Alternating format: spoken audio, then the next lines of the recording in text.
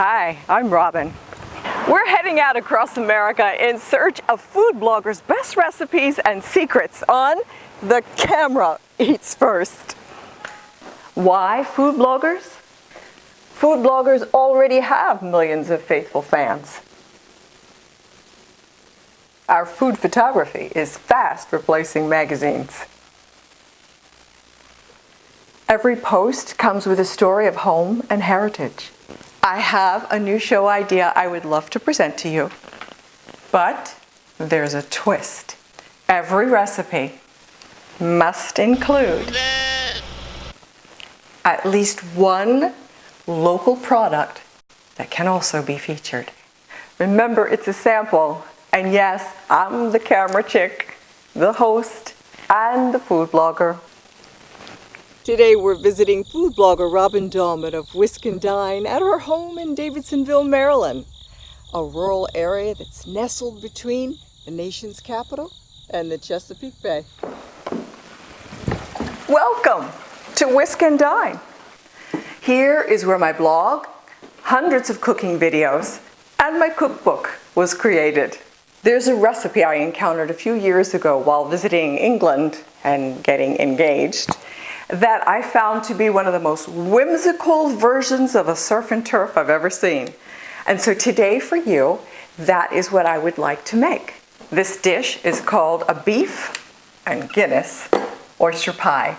I've tweaked it a little using Maryland products, making it my own. There's a saying I like to adhere to in my kitchen. You are what you eat. And so whenever possible, I like to use local products. Beef from local farmers, seafood from the Chesapeake Bay, and farmers markets, even my own garden. I like to grow many of my own herbs. I'd like to take you to go visit one of my favorite cattle farmers, and we're going to take a quick dip over to the Chesapeake Bay for a couple of fresh oysters. I want you to meet cattle farmer Rick Hatterton of Progressive Farm in Harwood, Maryland.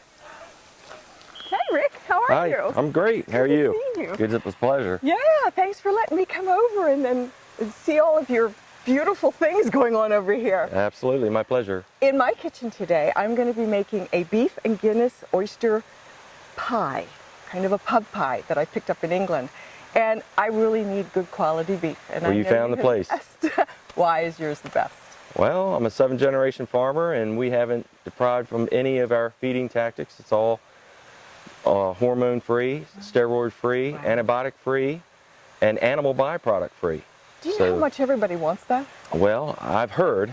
How come everybody can't get it? Well, I have what they call a specialty item, and it shouldn't be.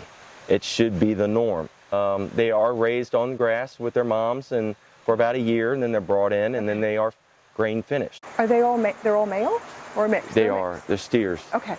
And I buy steers as opposed to heifers because they grow a little faster, and with me not giving them any hormones or antibiotics or steroids or anything that would enhance that, then I looked at natural ways of gaining faster. Okay. So you just feed them food like anybody else would. Feed them food, feed them food, and allow them to grow at their normal pace. I'm going to be doing a dish that requires a kind of a slow, low temperature cooking. Is there a particular cut that you would recommend for that type of cooking? Well, I mean, we all love a gorgeous tomahawk and a big old steak, but what would you do for something that's a little more home cooking? If you're looking at a steak, probably the hanger steak would be a good one. Okay. And you have those here? I do. And I can get some? You sure can. Okay. And you can kind of pick out the 3 that I have. Okay. As to which one you want. Oh, I'll take everything. We had talked about the hanger steak, so there's a nice hanger steak there. I have never seen a hanger steak this big in the grocery store.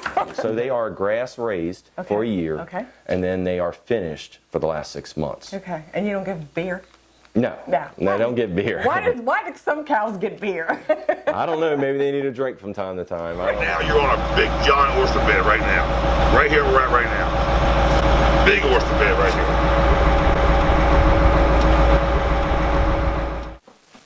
Let's get started on this dish. And when it's finished, I'm going to introduce you to my very first guest who tastes all my food, my camera. Nice caramelized onions. We're going to add our beef, fresh oregano, Nice, rich, dark Guinness. English peas, of course. Once the stew has cooked, we're going to transfer it to baking dishes, cover it with a puff pastry, and then I'm going to show you the very whimsical way that we add oysters to this pub pie. Let's slide that oyster in there.